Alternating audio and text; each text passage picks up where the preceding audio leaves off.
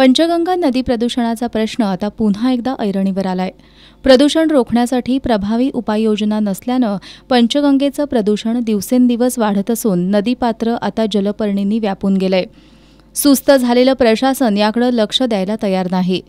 पंचगंगा नदी प्रदूषणामुळे काही वर्षांपूर्वी इचलकरंजी शहरात कावेळीची साथ पसरून 34 जण दगावले होते। यानंतर पंचगंगा प्रदूषणाच्या विषयावर उच्च न्यायालयात याचिका दाखल झाली।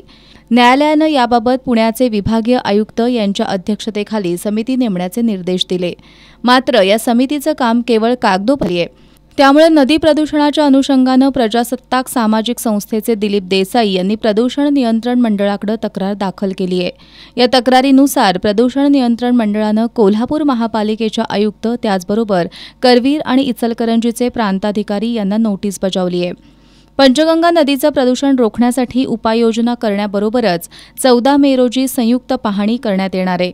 त्यासाठी कोल्हापूर महापालिकेच्या आयुक्त तसंच करवीर आणि इचलकरंजीच्या प्रांताधिकाऱ्यांनी स्वतः किंवा त्यांचे सक्षम अधिकारी किंवा कर्मचारी यांनी उपस्थित राहावं असं या नोटीसमध्ये नमूद करण्यात आलंय।